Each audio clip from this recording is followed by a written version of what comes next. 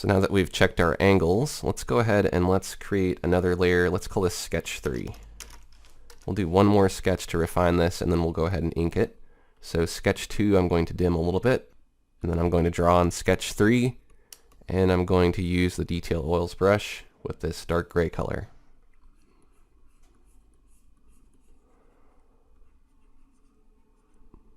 You'll notice that each time I do one of these sketches, I'm trying to be cleaner and cleaner each time.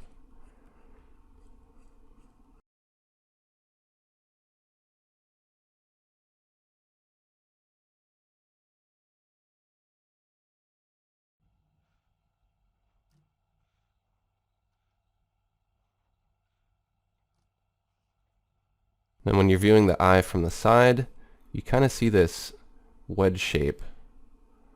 So that's how you want to draw the eye from the side.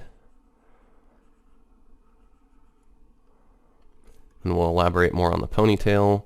We'll have that kind of flow out like so. Maybe we'll have some other little pieces that come off of it. We want the jaw to connect kind of to the ear.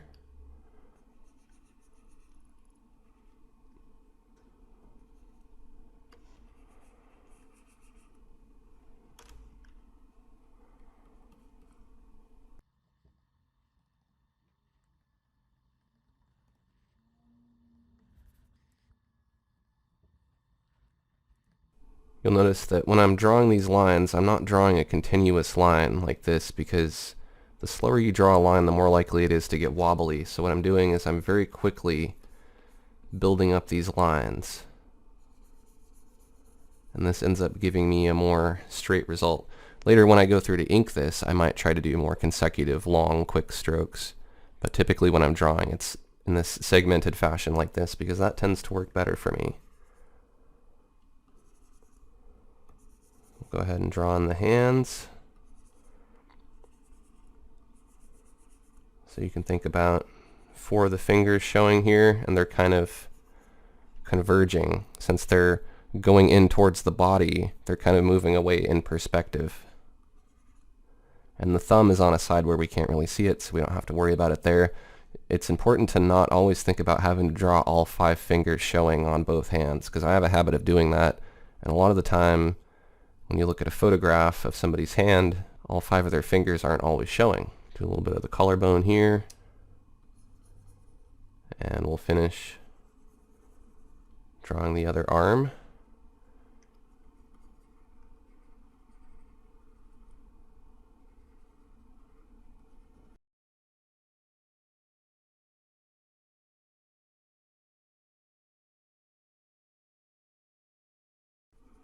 The shoulder here might be a little too broad, so I'm just going to tweak it a little bit.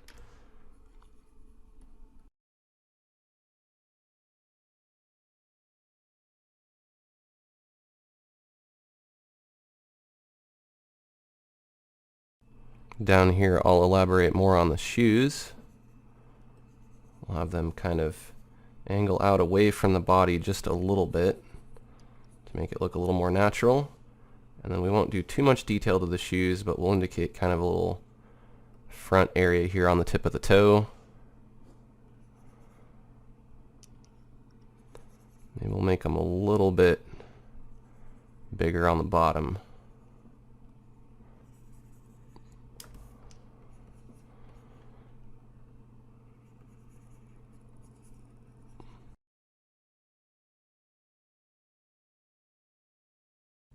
Alright, so we have our third sketch. We can hide our second sketch. And you can see each time we do a sketch, it gets much better looking. And there's still room to correct things. If you don't like the way something looks, you can keep working on it. Like this foot here, I'm still not entirely happy with.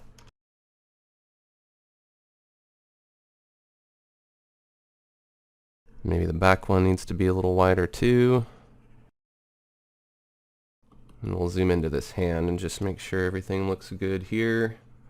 We've got these different segments of the fingers that you want to think about.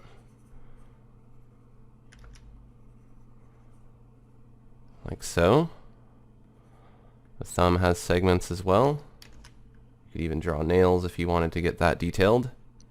But you'll see I'm constantly changing this because you really can't expect to get a perfect drawing the first time. A lot of this is about trying something, seeing if it works, and if it doesn't, trying something new. And when it does finally look good, you just stick with that. So I think this looks pretty good for our third sketch. Let's create another layer for ink. And for this, we'll use the scratchboard tool with black. Now you want to keep track of what point size you have for your brush. So we have 4.5 right now. Maybe we'll go to 4. Let's try that. And just keep track of that because you don't want to have thick lines in some places and then thin ones in others unless you want that intentional style. And I'm going to turn down the opacity of my sketch and make sure that I'm painting on the ink layer. Now the trick to inking is to zoom in really close so that you can make really long, quick gestures. You want to try to draw as smooth of a line as possible, but you want to draw your lines in segments. What I'm going to do is I'm going to do a couple tries, and if I don't get it right, I'll just do an undo and try again.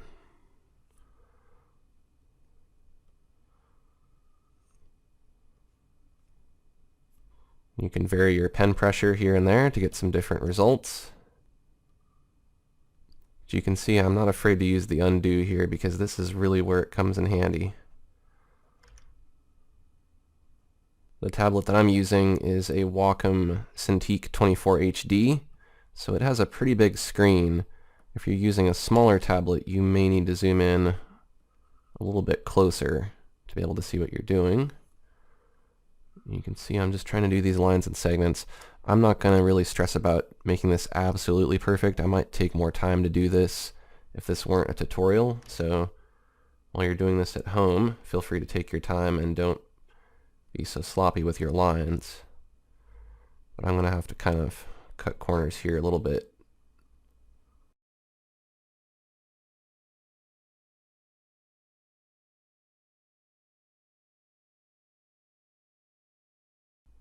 Now ears are a little tricky. They kind of have this outer rim and then they kind of spiral into the inner part here. Go ahead and draw on the neck here. Sometimes I find if drawing a line one way doesn't work, if I start from the other direction, it works a little bit better.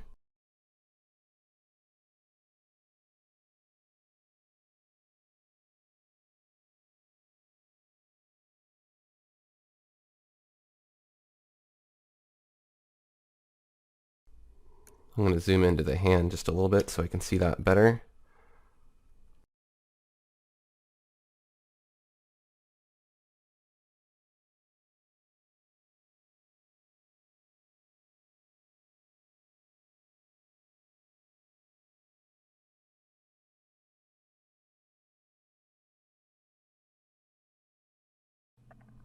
Alright, so we have our basic inking done, so we can go ahead and hide our sketch. And if you want, you can just delete those sketch layers. Now anywhere you see that you want to correct, feel free to correct it. There's a number of ways you can do that. Obviously you can use the eraser to just erase. I'm using a keyboard shortcut of N to toggle to the eraser, and then if you hit B it'll go back to the brush. So let's say maybe we want to make the lips a little bit higher, because maybe they were too low before. You can easily do that. You can also use the lasso selection tool to go ahead and select areas, let's say like the lips here, and you can hit Control X, or you can go to Edit Cut and Edit Paste, or Control V, and then you can use the Move tool to move the lips around if you wanted to move them higher or lower. So let's say we want them to be right about there. Now if you want to fuse these ink layers back together, just hold Shift to select both of them and then hit Control E to merge them. And there you go.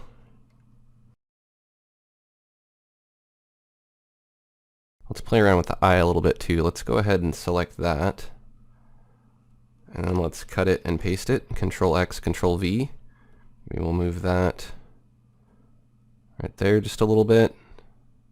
And then we'll take the eraser and we'll shave off a little bit of it. And we'll go ahead and just merge it with Control E. That looks better to me. And you can also do that with your arms. Like for instance, let's say on this arm here, maybe the hand is too far away or too close to the rest of the body, you can take the hand, cut it and paste it. You can move it in, you can move it out. It's really a lot of flexibility, but you want to try to tackle this stuff right now before you add color. So take some time to really look at this and make sure that it's as good as it can be before you move forward with the color. I'm going to do a little work on the ear, because I think maybe I want it just to be a little bit skinnier. What I'm going to do is I'm going to draw a guideline from the eyebrow and the nose on a separate layer. And I'm going to use the scratch board to just redraw that ear, make it look a little bit better. And then we can just delete those guides. I think the shoulder is sticking out too much, so I'm going to select that, cut it and paste it, bring it in a little bit more. I'm going to switch to the eraser and just shave off a little bit of it. Go to that ink layer, shave off any little bits that don't make sense. I'm just going to erase this line here. Just go ahead and merge these layers together. I'm going to try to reconnect to this arm at a better angle. So I'm going to draw a guide like so. If you want, you can kind of go ahead and fill it in just to make sure that it makes sense. I think that works pretty well. And then on your ink layer, maybe we'll turn down the opacity. On your ink layer, you can go ahead and ink that in again. I'm just going to make sure that I'm using that same 4-point width. And then I'm very carefully going to ink this so it's consistent with how I inked it before. And then we can just delete that guide, and we're done with it. Wrist is maybe a bit too skinny here. Just going to fix that.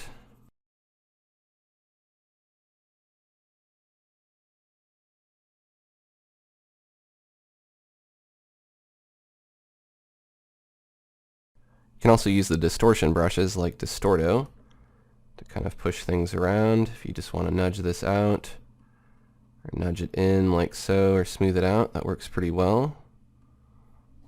Let's zoom into the eye because I think that's a little bit too big, and let's take a look at how to fix that. So I'll go ahead and make a selection around the eye. I'm going to cut it, paste it, and I'm going to go to Edit, Free Transform, and I'm just going to squish it in and up a little bit just to make it a little bit smaller. I think that looks better. Then I'll go ahead and merge those layers and rename them to ink. So now I think we can start adding color. Let's go ahead and save our artwork. I'm going to choose Save As, and then I'm going to save this as a RIF. Typically I save my artwork as a PSD, and you would want to do that if you're going to be using Photoshop.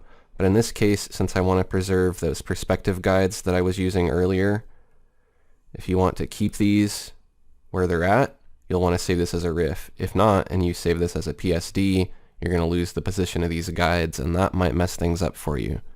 If it doesn't matter to you, then you can just save as whichever format you want. And if you want, you can keep these layers for the guides, but I'm just going to go ahead and delete them. So now all we have is our ink layer. Let's go ahead and create a few different layers here, and let's name them.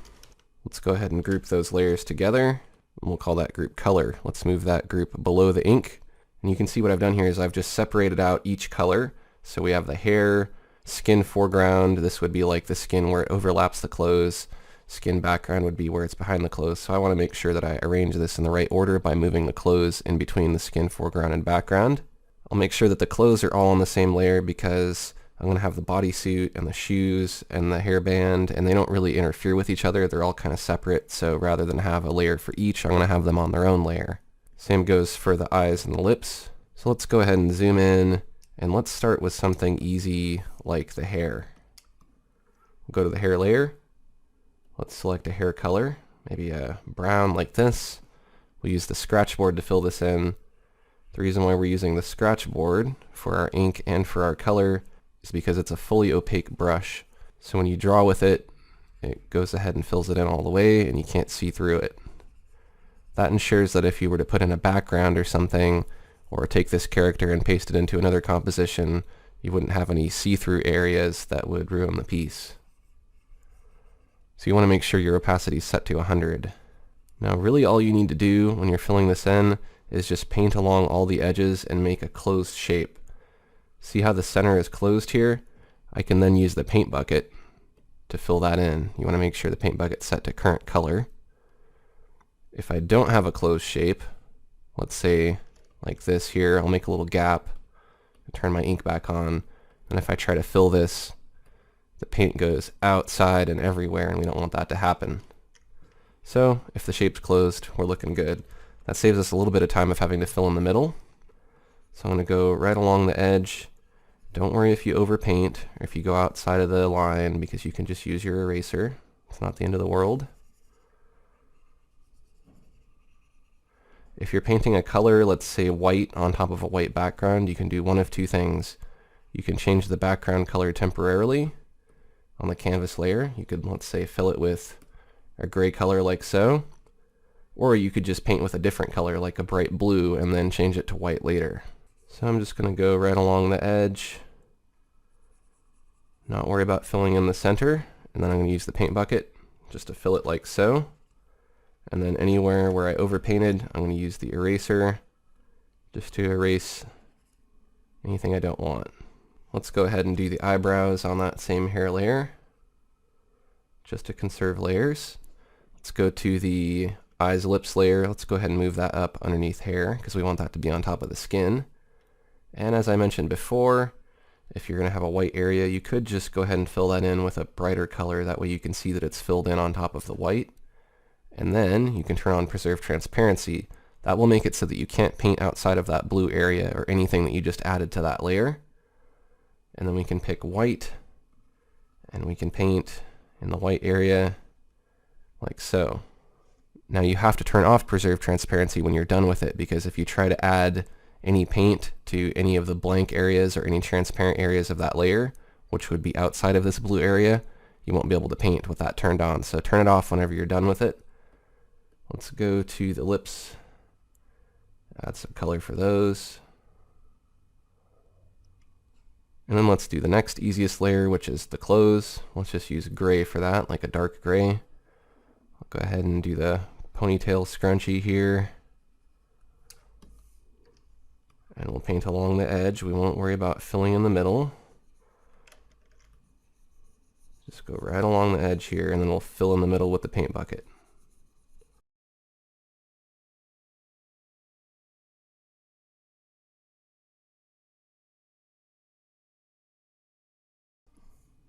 Okay, so you can see I have a closed shape. I can select the paint bucket and then just fill in the middle. And then just look for any little spots that you missed there and touch them up. Erase as needed. And we'll move on down to the shoes.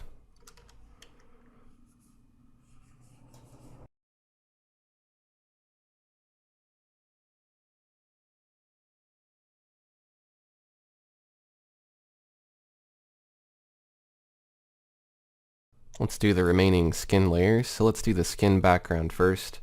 We'll pick kind of an orange color, maybe something like this, and we'll use the scratch board just to go ahead and paint this in. I'm going to zoom in so I can see what I'm doing better.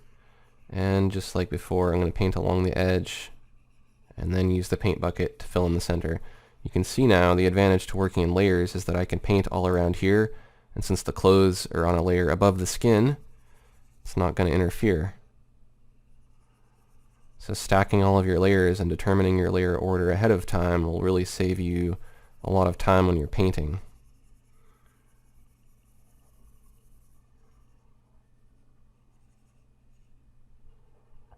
Now sometimes it might be easier just to go ahead and fill this in without using the paint bucket, whatever you think is faster.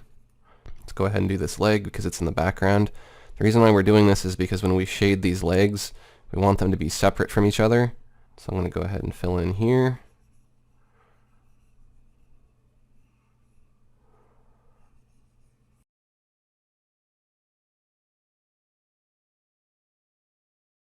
Then I'll go to the skin foreground layer and I'll fill that in.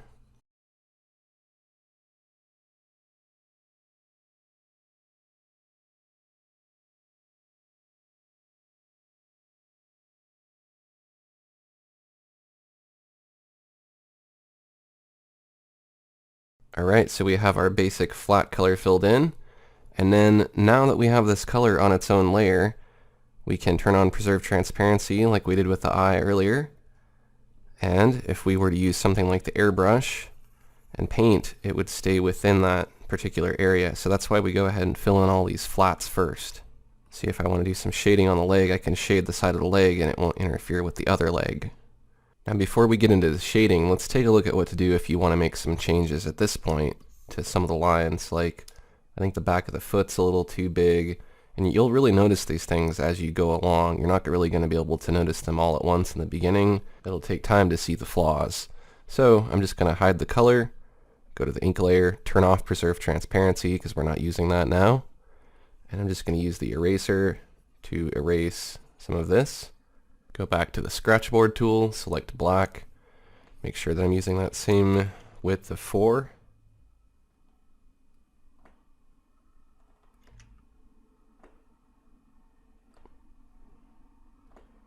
And just fix the foot. Maybe we'll have it curved down here a little bit too.